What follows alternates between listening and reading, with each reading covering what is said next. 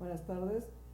Es nuestro primer programa al aire. De lo que vamos a tratar va a ser un poco de darles las perspectivas sobre la historia y la evolución de lo que es la teoría mágica en el mundo, y a partir de ello empezar a construir los modelos del correcto manejo de las energías. Así es. Les iremos platicando a lo largo de estos programas de dónde surge la magia, qué es la magia y cómo se ha ocupado y debería ocuparse la magia. Así es. Bueno, Jorge, perdón, ¿qué defines tú por magia? La magia es el manejo de energías que tienen una intención.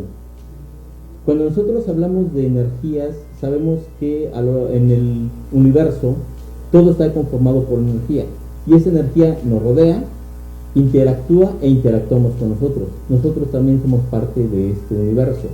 Entonces, las energías las podemos encontrar a todos los niveles, y lo que se ha venido manejando como magia es precisamente, bueno, por un lado, el manejo energético y la parte ritual. La parte ritual que tiene que ver con todo este manejo, ya sea alguna ceremonia, algún rito, como lo dice la misma palabra, que va a generar que la intención se manifieste o que la energía se manifieste de acuerdo a lo que la persona que está realizando el rito tenga efecto.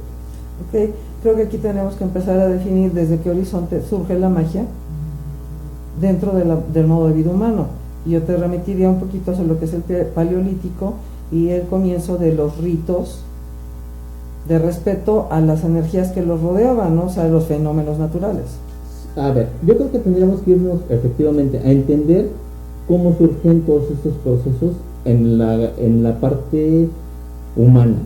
El ser humano es un animal como todos los demás que habitamos este planeta. Así es. Pero nos hemos diferenciado por una cosa, que es el raciocinio. Es como se está manejado, sí. Evolutivamente y antropológicamente, arqueológicamente, se han encontrado diversas especies de homínidos, de entre los cuales se han ido evolucionando. Ahora, los homínidos, a final de cuentas, somos animales que hemos ido evolucionando. Efectivamente. Y una de las teorías que hablan de la formación de la sociedad humana tiene que ver con cómo los grupos de homínidos se relacionan entre sí. Y uno de los elementos muy importantes es cuando el homínido empieza a reconocer a un semejante como tal y empieza a generar vínculos, entonces empezamos a cambiar, a transformar cómo nos relacionamos incluso como especie entre nosotros. Entonces ahí podríamos empezar a hablar de los elementos. Uno es socialización, empatía, y después un modo de comunicarte. Así es. Y lograr un acuerdo, hola, ¿cómo estás? Y que todo el mundo entendamos en este pequeño grupo el hola, ¿cómo estás? Así es. Y de ahí empezaremos con creencias, ¿no? Sí, porque al final de cuentas las civilizaciones antiguas se basaban en la observación. Bueno, fueron desarrollándose y fueron creciendo a partir de la observación. ¿De qué? De los fenómenos naturales que les rodean. Así es. Uno de los primeros actos de magia para el ser humano es el reconocer día y noche y el paso de la luna. Sí, la luna, bueno, la luz y la sombra. Nosotros como especie somos organismos diurnos, esto es, nos movemos mejor de día. Actualmente habrá mucha gente que me dice, no, yo vivo de noche. Sí, actualmente, pero en las primeras civilizaciones, donde no había energía eléctrica, donde no había aparatos electrónicos, esto es, donde vivías apegado a lo que es la naturaleza. En tu entorno natural. En el entorno natural, el ser humano se movía en el día, somos diurnos. De hecho, bueno, ahí tendríamos que aclarar que no tenemos pelambre, por lo tanto pues somos muy susceptibles a los elementos, la lluvia, el aire, el frío, el calor, tal. No tenemos garras, no tenemos dientes, no tenemos aguijones, bueno, entonces es una especie que tiene que funcionar en luz de día, porque usualmente los grandes cazadores funcionan de noche, ¿no? Así es. Bueno, aquí tenemos que ir acoplando varios elementos en la historia del ser humano que nos van a ir ayudando. Primero, como dices, el ser humano, nosotros no tenemos ni la fuerza ni la agilidad, por ejemplo, que otros primates. De hecho, si tú contemplas a un primate actual, un chimpancé, un gorila, son 200 veces más fuertes que el ser humano. Y más ágiles. Más ágiles, y nosotros nos tuvimos que ir acoplando, el ser humano se tuvo que ir acoplando. ¿Qué es lo que ocurre? Se han hecho estudios y la parte de la alimentación ha tenido un factor muy importante en la evolución del cerebro, que es lo que nos ha permitido manipular la naturaleza y llegar a donde estamos ahora. Pero ahora, uno de los puntos clave para la diferenciación de la especie como tal fue el primero, el tener un vínculo físico, emocional con tu par. El concepto de iguales, de sí, somos de la misma tribu. Y sí, y después el temor a la muerte. El temor a la muerte nos diferencia, o sea, si nosotros vemos sociedades de primates actuales, entre ellos e incluso hasta canibalismo. Los primeros homínidos se ha demostrado que hubo un ataque entre grupos y que posiblemente los mismos grupos entre sí se pelearon. Al momento de reconocer al otro como un igual y tener este vínculo emocional con él, empezamos a tener ritos de entierros. Sí, es cuando te vuelves al me duele que te fuiste y entonces te honro de primer paso. Va más allá, ya no lo ves como alimento. No, pues se vuelve, te fuiste, me duele, te presento mi honor. Y entonces, desde la era paleolítica empezamos a encontrar entierros. ¿Qué es lo que se supone que es parte de lo que origina ya como tal la sociedad humana, ¿no? Sí, de ahí podemos empezar a partir de que dice, a ver, si yo ya tengo un culto a una persona que falleció, que ya no la voy a utilizar como alimento, como podría ser con un producto de casa,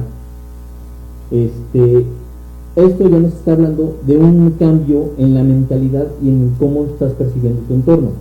Y a partir de eso empiezas como a tratar de buscar este vínculo emocional con los demás elementos. Sí, y después, imagínense una era donde te podías, en los atardeceres, ver el cielo. Ver un bosque, una selva, una playa, un médano, un humedal, o sea, cualquier elemento de la naturaleza, y empezar a entender que en esos sitios radica no nada más los animales con los que te alimentas, sino existen otros animales que también tienen una conexión con lo que tú estás haciendo. Entonces, vamos a ir armando vayan armando en su mente cómo fue todo esto. Imagínense que de repente en la noche ya oscureció, todavía no manejas el fuego, le temes al fuego. Y le temes a los predadores, le temes a los te predadores, agrupas, ¿no? Y de repente, si han estado en alguna situación en el campo, en el bosque, en la noche, son muchos ruidos. Porque cobran vida, porque todos los pequeños animales y los predadores se mueven, ¿no? Porque los animales, muchos son nocturnos. Entonces hay animales.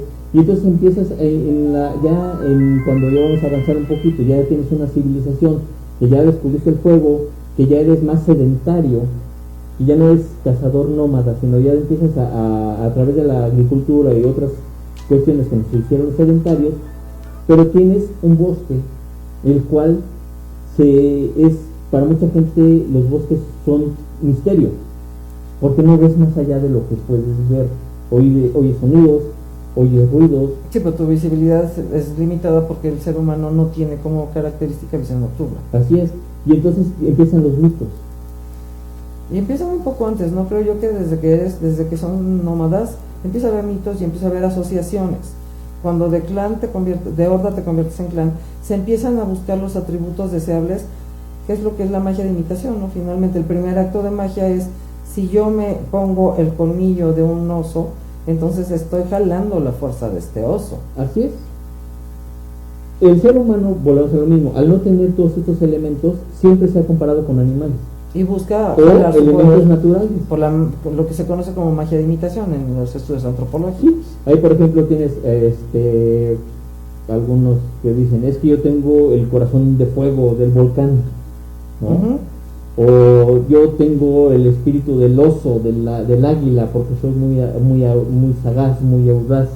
La gacela, el mono, cualquier elemento. Y de hecho, muchas mitologías están basadas en estos animales. De hecho, ahí es donde empieza realmente la gran aventura del hombre y su interrelación con la energía y, por lo tanto, con la magia, ¿no? en nuestro primer acto de tratar de acercarnos a la naturaleza y por imitación obtener su poder. Exactamente, porque al final de cuentas, bueno, conforme va avanzando la historia de la evolución, ahorita creo que vamos a estar hablando de muchos temas que muy poquito. Sí, que nos vamos a ir mezclando en los temas, pero es importante para ir entendiendo cómo ha evolucionado la cuestión mágico y de creencias de las personas. Cómo han cambiado las cosmovisiones. ¿Qué es una cosmovisión? ¿Cómo entiendo e interpreto el mundo que me rodea? Y a partir de ello genero un sistema de creencias que va a afectar naturalmente algo que en esta primera etapa de la humanidad es nuevo para nosotros, es algo sabido, mi comprensión de la realidad y mi concepción del acto de fe. Exactamente. Muchos de los procesos mágicos están basados en la creencia, o más bien en el acto de fe. Hay gente que actualmente dice, es que yo no creo en la magia. Hay gente que dice, yo creo en la magia. Y tan creen en la magia que hacen pequeños rituales. Todos los tenemos, sí. Que todos los tenemos. El hecho de salir de la casa y persinarte, o el que te llegue un dinero y guardarlo de cierta forma, el primer dinero que recibes en la mañana, principalmente muchos comerciantes lo hacen, lo guardan, no lo gastan. Son pequeños actos de fe que van encaminando a lo que son pequeños ritos de magia que te van encaminando. Sí, que alguna gente dirá, es que eso no es magia. Sí, porque al final de cuentas es un manejo energético con un pequeño ritual. Con un pequeño ritual. Y con una intención. Que es la intención. ¿Por qué no lo gastan ese dinero, el primer dinero que les cae? ¿Por qué no lo gastan? Porque saben o tienen la creencia y la fe de que ese dinero se va a multiplicar a lo largo del día. Y es precisamente tener este acto de fe depositado en un pequeño ritual lo que primero te va acercando al manejo esencial energético. Así es. Ya de ahí derivaremos en otras cuestiones que se derivaron de la parte mágica a las cuestiones religiosas, pero es toda una aventura, ¿no? Es toda una aventura, pero no quiere decir que el tener una religión esté mal o esté bien, sino simplemente son actos de fe que en los cuales la gente se va depositando. Hay quienes se sienten muy cómodos teniendo estos pequeños rituales enfocados en una deidad. ¿Y hay quienes no? Otros no, otros dicen, no, es que la deidad no existe. El que existe soy yo. Y al final del día el cuento sigue siendo el mismo, es la aventura del ser humano interactuando con la energía conscientemente. Así es. Y lo hacemos conscientemente, o sea, nos regresamos otra vez a los horizontes de los clanes. Entiendan, nuestro primer acto de magia, ya como conglomerado humano, es necesariamente una magia por imitación. Es decir, la creencia de si yo me comporto como un león, pues voy a tener su capacidad de cacería y voy a ser el que domine en este ambiente. Si yo tomo como totémicos, son los famosos animales totémicos. Sí, y de hecho muchas de las culturas manejan el consumo de ciertos animales o plantas para obtener las características de esa planta. El poder. Entonces incluso sociedades que eran caníbales, precisamente decían, consumían ciertos órganos en particular, y se tiene la creencia de que el consumir esas partes le brindan a la persona esas energías. ¿Le robaba su poder? Así es. O sea, ya por ejemplo hay muchos ritos, sobre todo en la parte registrada de Europa y de África, donde se bebía en el cráneo del enemigo un licor, porque esto significaba que estabas quedándote con su dominio, con su poder, con su agilidad y con su capacidad. Así es. O sea, es algo que tenemos que tener claro. La primera etapa del desarrollo de la civilización humana está parada en magia por imitación o simpatética. O sea, imito o voy volviéndome afín a ciertos usos y costumbres. Si a esto le sumamos la gran capacidad de observación, sobre todo cuando eran nómadas, pues lo que observaban fueron los cielos para poder no perderse, ¿no? Así es. Y luego pues viene este descubrimiento de la luna y todos los ciclos. Entonces la persona que empieza a llevar el registro se vuelve más sabio y tiene cierta capacidad de predicción de ciertos fenómenos. Sí.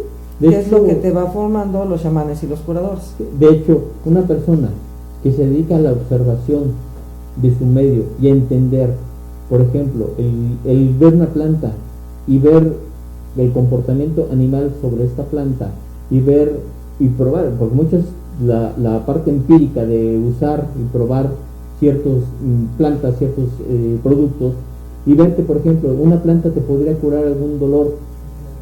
Por ejemplo, la manzanilla. Así, Por empezamos ejemplo, por la lo muy sencillo. manzanilla, o algunos otros, el árnica, por ejemplo. Y luego te vas a los más avanzados, ¿no? Porque en algún punto también te dieron cuenta que el consumo de ciertas plantas te provocaba ciertos estados alterados y esas plantas quedaron resguardadas para los curanderos del pueblo. Por eso, pero la persona que se vuelve, digamos, el chamán o el sabio o el curandero es el que tuvo la posibilidad de entender lo que le está rodeando, su interacción que puede tener. Y entonces, ¿qué crees? Llegaba una persona de cacería herido, este señor tomaba las plantas que él conocía, las empieza a aplicar y ¿qué crees? Genera un poder. El poder de efectivamente lo curó. Así es. Y eso, okay, aquí habría que marcar que históricamente es necesario que haya cierta estabilidad en una tribu. Vamos a dejarlo en el primer paso. O sea, si todos los miembros de la tribu no colaboran para tener comida, vestido y cobijo, difícilmente uno de los miembros hubiera podido dedicarse a la observación. O sea, no es en la primera etapa de constitución de la sociedad, es en el segundo paso. Así es. Acuérdense que todas las sociedades, todos buscamos lo mismo, cubrir nuestras necesidades básicas: alimento, techo y salud. Sí, todo lo demás ya se va dando después con el paso del tiempo con las necesidades psicológicas, ¿no? Pero en estos primeros horizontes podemos distinguir los recolectores, los cazadores y aquel que sí tuvo la posibilidad de sentarse a observar y a ir compilando la información de esta planta es esto, si yo veo que tengo una herida y la lavo, pues a ver, se va corrigiendo y empiezan a constituir por tradición oral las escuelas de los chamanes y de los curanderos que terminan siendo los primeros magos, ¿no? Así es. Y después, aunado al uso de plantas o animales que son psicotrópicos, empieza ya la parte del rito de la deidad, del contacto con las deidades. Y empieza como una deidad múltiple: el dios del agua, el dios del trueno, el dios de la selva, el dios oso, el dios vaca, o solamente es con los elementos naturales. Es con todo, porque al final de cuentas la interacción del ser humano con su entorno ha sido primero como la naturaleza como proveedora de todo lo que necesita el ser humano, y el ser humano como una entidad que va a usar a la naturaleza. Pero de ahí viene toda esta parte de entender, o más bien las civilizaciones fueron entendiendo, y ahorita todavía tenemos algunas comunidades que para poder penetrar a un bosque piden permiso al señor del monte. O sea, hay una fuerza natural que gobierna todas estas fuerzas. Y creo que una de las cosas muy interesantes de las que vamos a ir revisando, obviamente todo esto lo vamos a ir estructurando paso a paso, es el temor reverencial que le tienen los seres humanos a estos dioses, pero al mismo tiempo el intento de manipulación o chantaje que hacen de estos dioses, porque te presento una ofrenda para que tú hagas que llueva. Así es. No hiciste que lloviera, entonces hago una danza y hago mucho ruido para que a ti te duelan los oídos y entonces me concedas el favor. Sí. O sea, es el juego de negociación que el ser humano tiene con respecto al mundo que lo rodea desde su primer paso. Exactamente. Aquí lo que nosotros queremos que también las personas que nos ven vayan hilando y vayan también investigando toda esta parte, porque al final de cuentas la idea de este programa es generar esa curiosidad innata del ser humano por conocer, aprender e investigar lo que está ocurriendo. Y en un segundo paso, con todo gusto, pues que nos hagan llegar sus preguntas para tratar de irlas respondiendo de la manera más puntual posible.